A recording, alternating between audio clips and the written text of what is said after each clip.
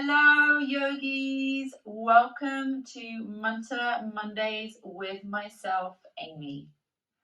This week we will be looking at the mantra Ishvara Pranidhana. It's a mantra that I came across probably about 4 years ago now, and it's something that I've been using in my daily life, especially right now in the state of where we are at in the globe. I feel like when I speak to my friends or when I watch the news, there is a lot of overwhelm or overthinking as to what is next or what can we do right now. And this mantra, whenever I have felt that sensation come up for me, has been really helpful at allowing me to trust that everything is already going in the direction that it needs to be, and that in fact I don't really necessarily have a part to play in that role. The mantra itself, Ishvara Pranidhana, it's one of those mantras that we can use as a way to trust, to have faith, and to be present in the moment. This mantra was created by Patanjali, a guru in his own name and certainly a yoga master. Patanjali wrote the Yoga Sutras, which is essentially a guidebook or a step-by-step process on how to use the concept of yoga and how to use the yogic practices in our everyday lives in order for us to connect ourselves with our higher self or our infinite self. And this mantra came from the Sutra 1.23. The power of this mantra lies in its use.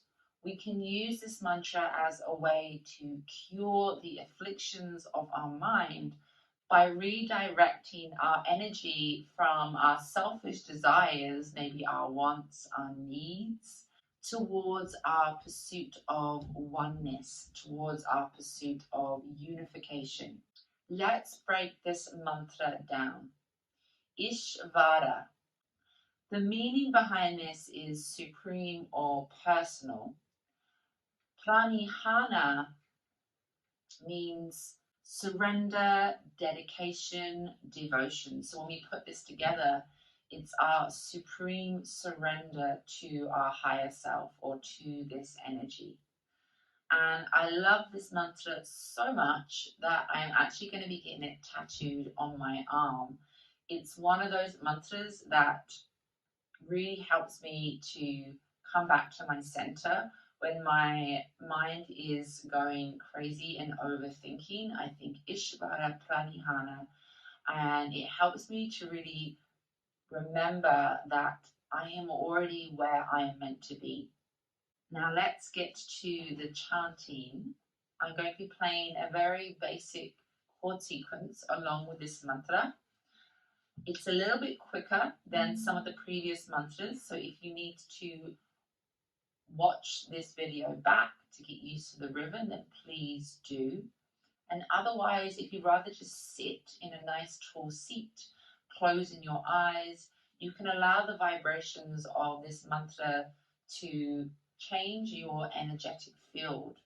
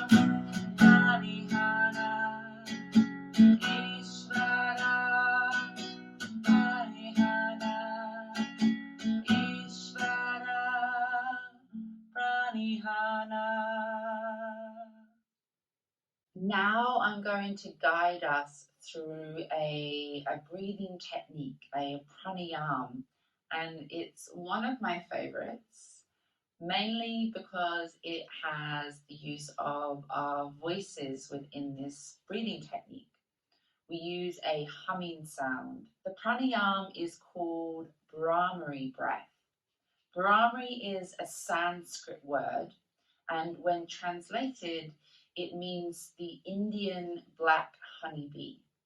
And that's what I just love about this mantra is whenever you are chanting or humming, embody that feeling of being a bee. And also that sound inside is very, very soothing to the mind.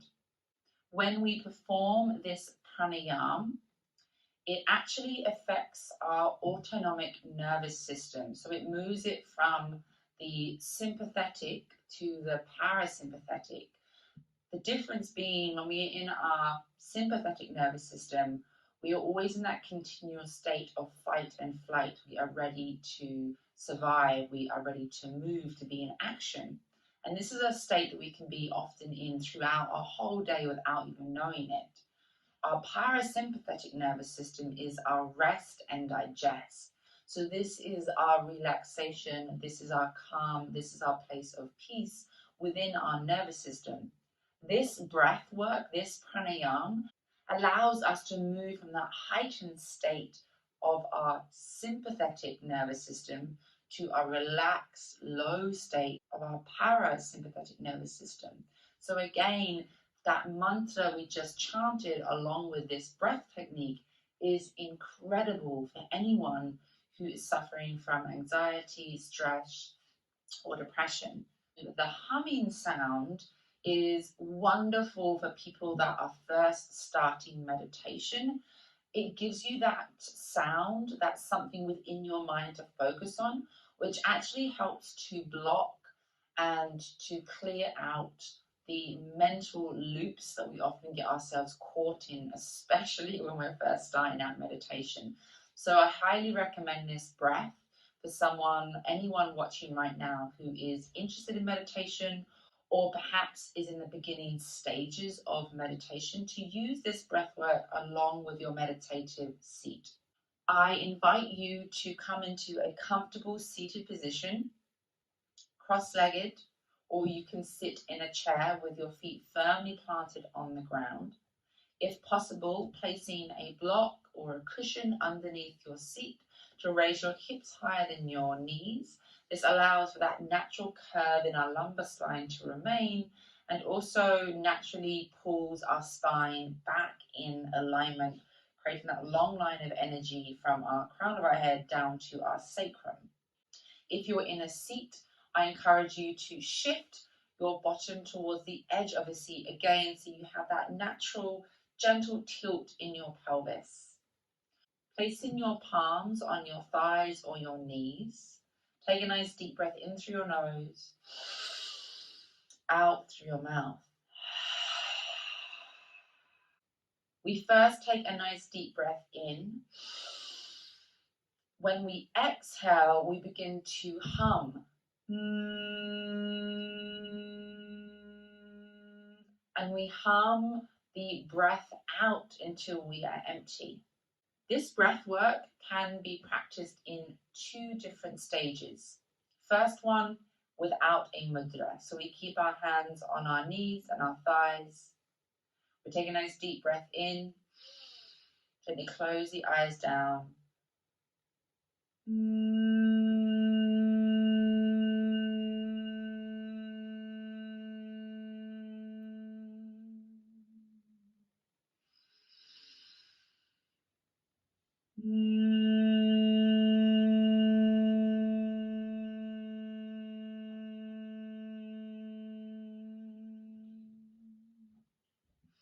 For our second variation of this breath, we will bring in a mudra. A mudra is a Sanskrit word for a hand position. This mudra, the Shan Mukti mudra, is really beneficial at anyone who is wishing to deepen their practice of pratyahara.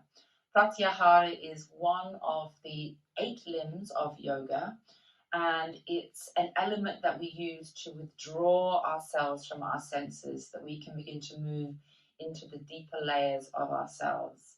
We place our thumbs gently over our earlobes, so we block the sound. We then place our first finger and our middle finger gently over our eyes. And then we place the ring fingers just below where the nostrils begin, and our baby fingers just where our lip creases start, or just below the lower lip if possible. Taking a nice deep breath in to begin.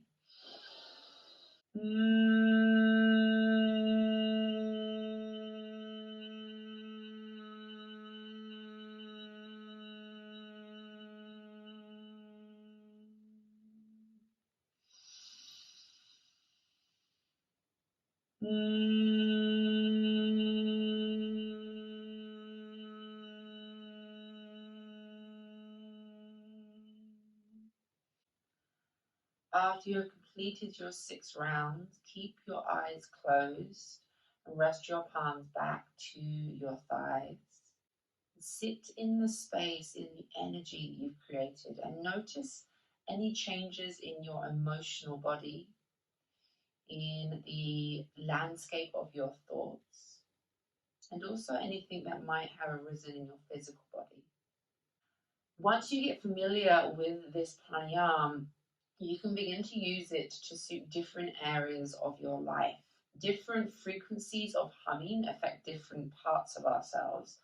For example, if you suffer from insomnia, I would recommend a higher pitched hum, which actually vibrates at a much quicker frequency. If you're suffering from a sinus infection or a blocked nose, a more forcible hum and a medium sound vibration works really well at clearing the nasal passages. Thank you so much for tuning in for another week of Mantra Mondays with myself, Amy.